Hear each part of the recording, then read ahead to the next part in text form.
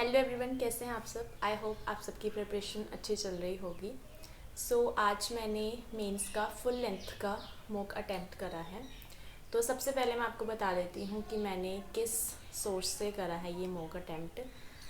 जो मैं सेक्शनल लगा रही थी वो मैं टेक्स्ट बुक से लगा रही थी, और आज जो मैंने फुल लेंथ का लगाया है वो मैंने लगाया है लर्निंग नीति से।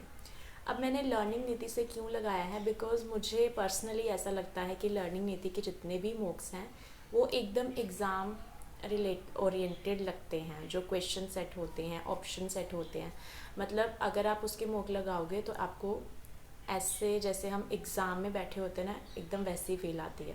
तो इसलिए मैंने लर्निंग नीति से अटैम्प्ट करा है और मॉक नंबर 1 अटैम्प्ट करा है।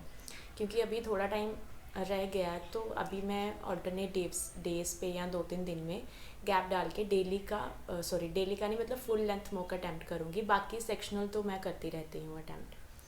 तो सबसे पहले मैं बता देती हूँ, मैंने टोटल क्वेश्चंस अटैम्प्ट करे थे 90 क्वेश्चन, एंड मार्क्स मेरे आए हैं 75.05।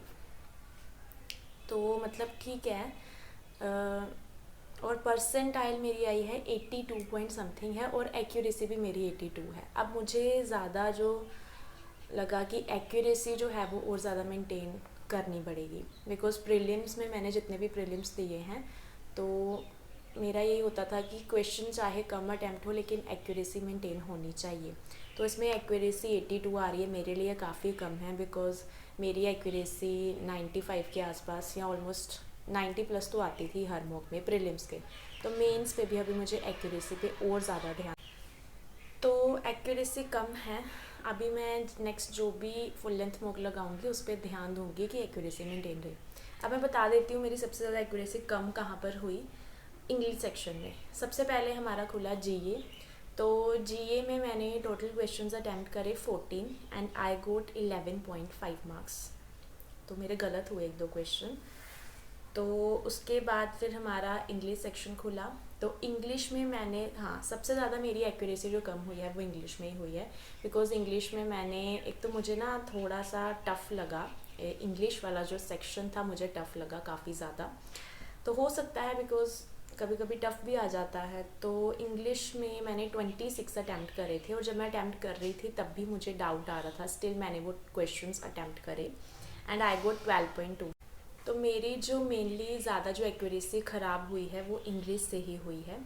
उसके बाद हमारा क्वांट सेक्शन खोला। तो क्वांट में मुझे सेटिस्फैक्शन थी, मतलब चलो जितने भी हुए 21 क्वेश्चन अटैम्प्ट करे मैंने, और 21 ही मार्क्स आए, मतलब कोई भी क्वेश्चन गलत नहीं हुआ। 100% एक्यूरेसी थी क्वांट में।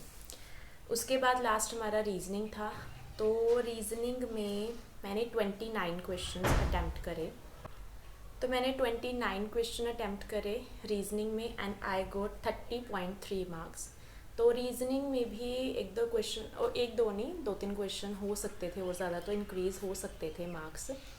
अभी मेरा जो फोकस रहेगा वो यही रहेगा कि एक तो एक्यूरेसी पे ध्यान देना है, दूसरा स्पीड पे थोड़ा काम करना है। बिकॉज़ जब आप फुल लेंथ लगाते हो ना, तो कहीं ना कहीं बीच में ऐसे टायर्डनेस फील होती है और आप थक जाते हो, तो स्पीड कहीं ना कहीं वो लैक कर जाती है। तो इसलिए speed through out the paper, through out the exam हमें मेंटेन करनी है।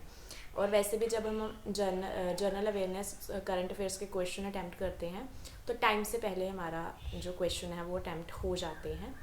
तो इसलिए अभी मैं एक्यूरेसी पे ध्यान दूंगी और स्पीड ज़्यादा इंक्रीज़ करूँगी ताकि और ज़्यादा मार्क्स अच्छे आ सकें। तो बस यही थे मेरे ओवरऑल मार्क्स, 75 के आसपास आ रहे हैं, मुझे और इंक्रीज़ करने हैं अभी।